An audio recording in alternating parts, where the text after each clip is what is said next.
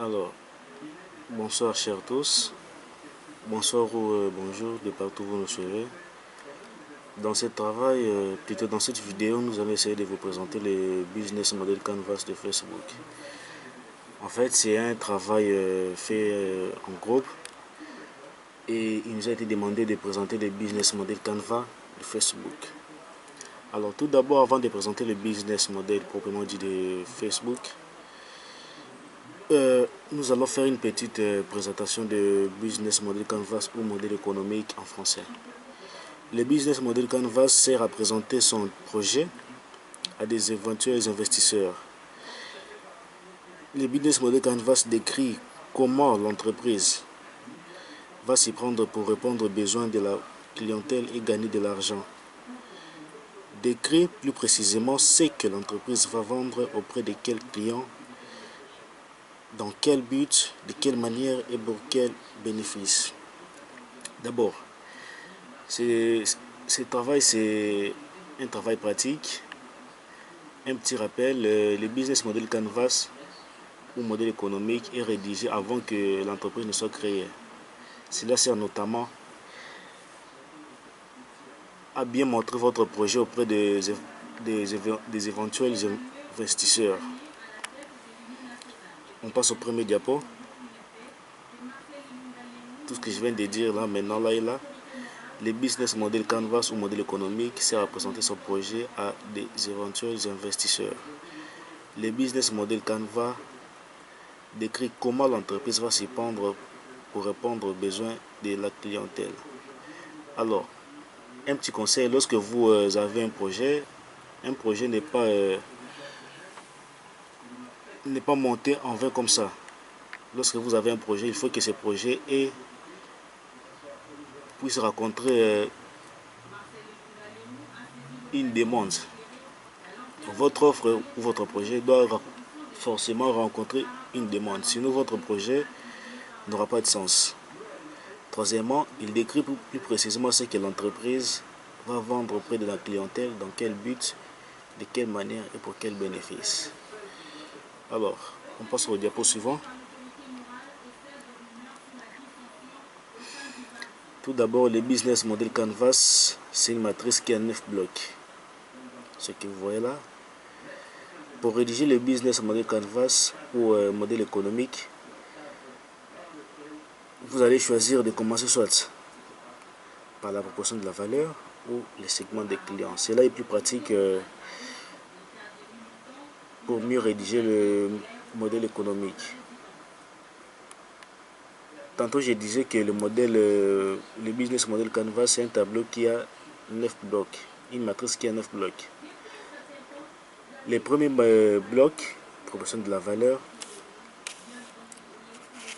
qui est là, juste là.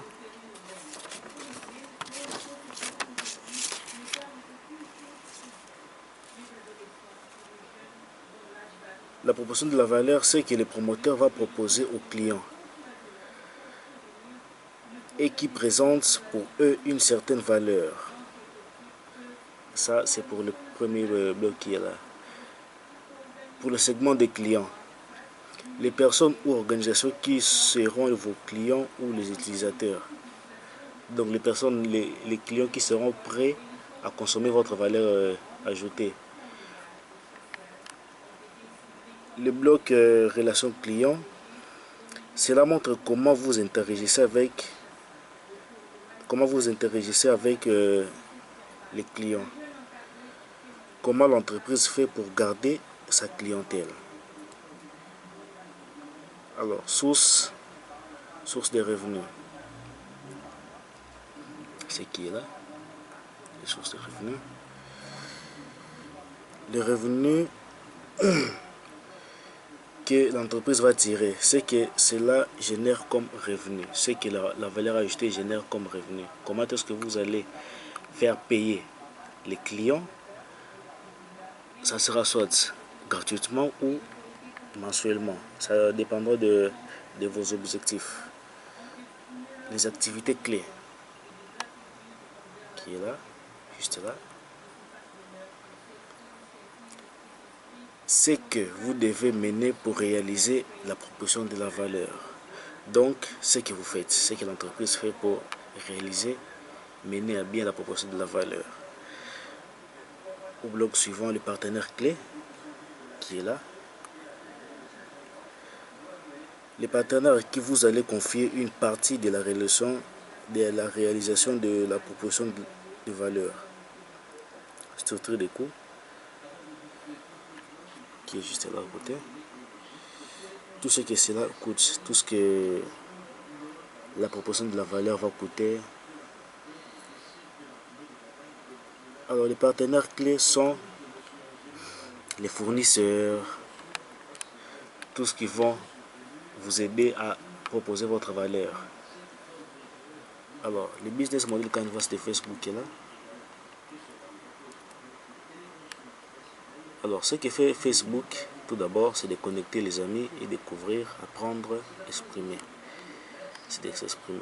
Alors, pour que Facebook puisse atteindre sa clientèle, Facebook doit préalablement passer par un canal de distribution. Donc, c'est soit par Internet, soit par les applications mobiles, soit les annonces Facebook. Mais le plus souvent, Facebook utilise Internet et les applications mobiles pour atteindre sa clientèle qui est là. Alors, sa clientèle est segmentée de la manière suivante. On a les internautes, donc c'est toi et moi, qui nous connectons, sur Facebook sans pour autant payer. C'est gratuitement. On a les développeurs, ceux qui ont fait des Facebook comme leur porte d'entrée pour présenter leurs projets, leurs applications. Là, on a les marketeurs qui font la publicité sur Facebook. Alors, comment est-ce que Facebook fait pour percevoir de l'argent de sa clientèle? D'abord, les internautes, eux, ne payent pas. Ils se connectent gratuitement. Les revenus publicitaires, là, c'est pour les développeurs et les marketeurs. Ils payent pour faire passer leur publicité par Internet ou par les applications mobiles des gens qui ont les applications Facebook. Ils payent cela. Ou soit les revenus de paiement. Les revenus de paiement, c'est par exemple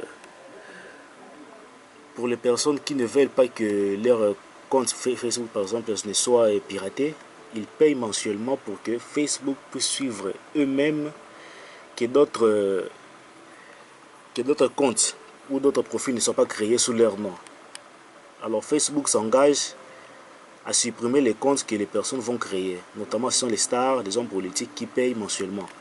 Donc les revenus de paiement. C'est comme ça que Facebook gagne de l'argent. Par les revenus publicitaires, les abonnements sur les publicités. Et c'est que les autres payent pour suivre leur compte, leur nom sur Facebook. Que les profils pirates ne soient pas créés. Ils payent mensuellement chaque mois et Facebook va suivre leur nom ou leur profil. Alors, ce que fait Facebook pour garder les clients, notamment, c'est Facebook envoie des messages directement dans le compte de sa clientèle. Par exemple, mettre à jour l'application Facebook. Par exemple, remplir un formulaire de sécurité. Tout ça là. L'activité clé de Facebook. Facebook comme activité clé a la plateforme de développement pour notamment développer ses applications, notamment développer sa manière de présenter la publicité pour les marketeurs ou les développeurs. Les ressources clés. Facebook a comme ressources clés la plateforme Facebook et les infrastructures technologiques. Là, nous avons le partenaire clé de Facebook. Les émissions télévisées, les films, les musiques, les articles de presse. La structure de coût qui est là. Les coûts de données de Facebook, les marketing et ventes. recherche et développement général et administratif. Dans ce cas-ci, général et administratif, ce sont notamment le salaire que Facebook paie à ses employés, à ses ingénieurs, à ses informaticiens. Les sociétés de coûts peuvent être les coûts fixes ou les coûts variables. Donc, ce sont les salaires, notamment les loyers que Facebook paye pour loyer notamment ses serveurs, ses bâtiments. Alors, ça n'est fini pour aujourd'hui pour notre travail. Prochainement, nous allons vous suivre. Prochainement, nous allons parler d'autres choses. Merci et bonne soirée à vous.